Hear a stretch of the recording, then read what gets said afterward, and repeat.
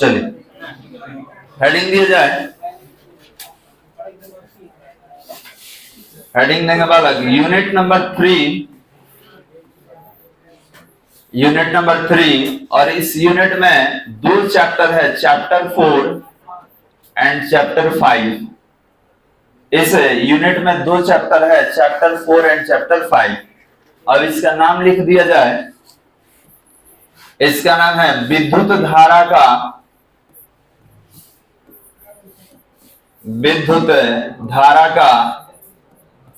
चुंबकीय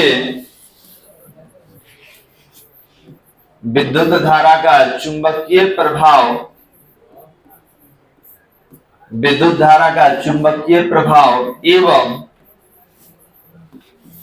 एवं चुंबकत्व।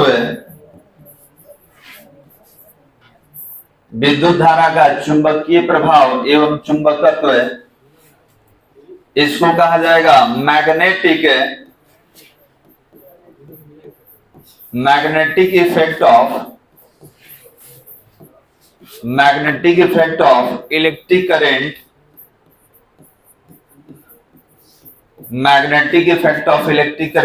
And magnetism.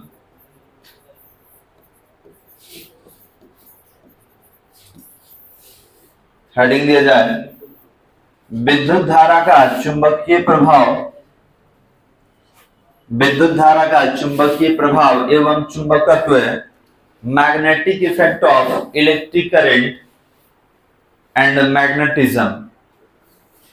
अब इसमें से देख सकते हैं कि 2 पार्ट है इसका। एक चुंबकीय प्रभाव आपको दिख रहा होगा, एक चुंबकत्व। तो याद रखेंगे कि यहां से यहां तक ये चैप्टर 4 है और ये जो है आपका चैप्टर 5 है।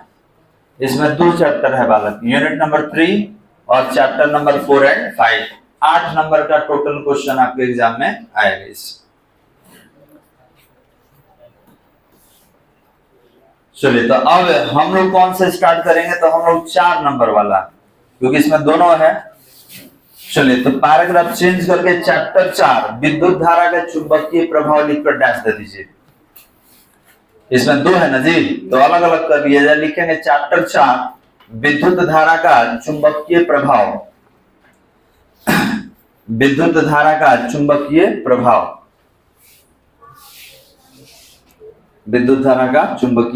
हो गया जी। पीछे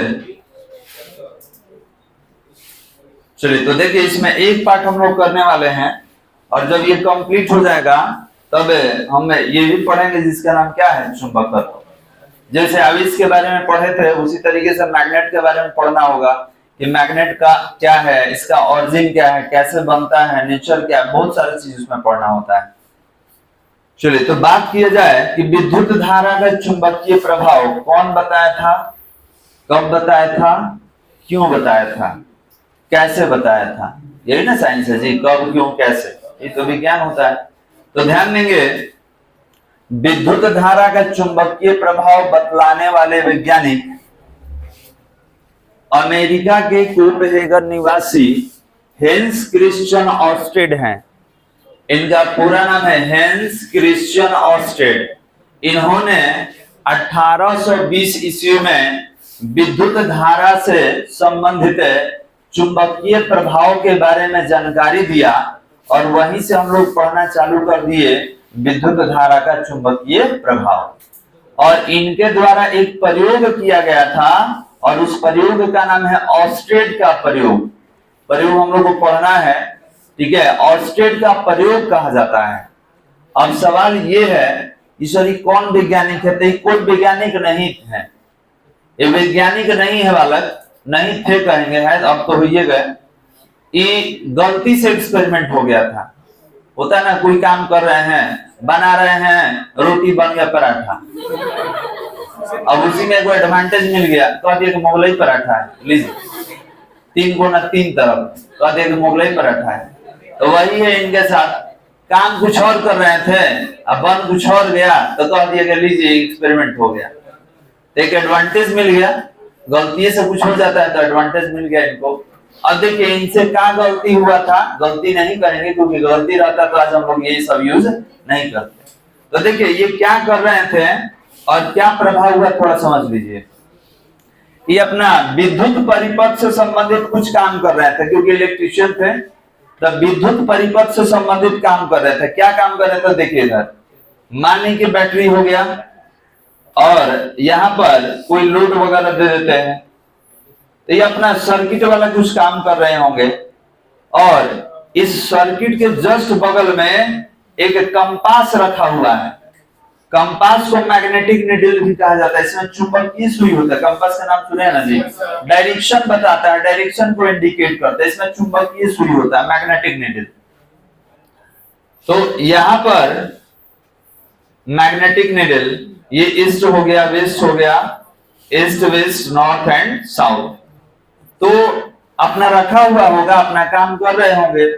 तो उन्होंने पाया कि जब इस परिपथ में करंट का प्रवाह होता है, ध्यान देंगे, जब इस परिपथ में करंट का प्रवाह होता है तो उन्होंने देखा कि जो मैग्नेटिक नीडल है इसमें विक्षेपण आ जा रहा है, घूमना चालू कर दे रहा है।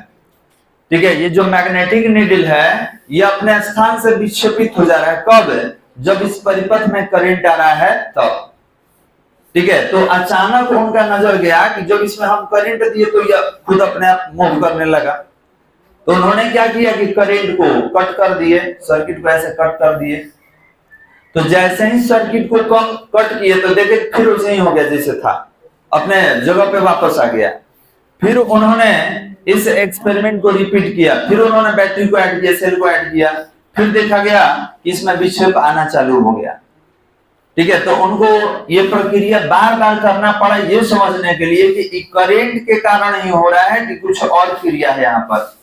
फिर क्या किया कि इसको उठाकर थोड़ा सा दूर कर दिए, तो अब देखिए कि जो विक्षेपण पूरा होता था वो थोड़ा कम हो रहा है।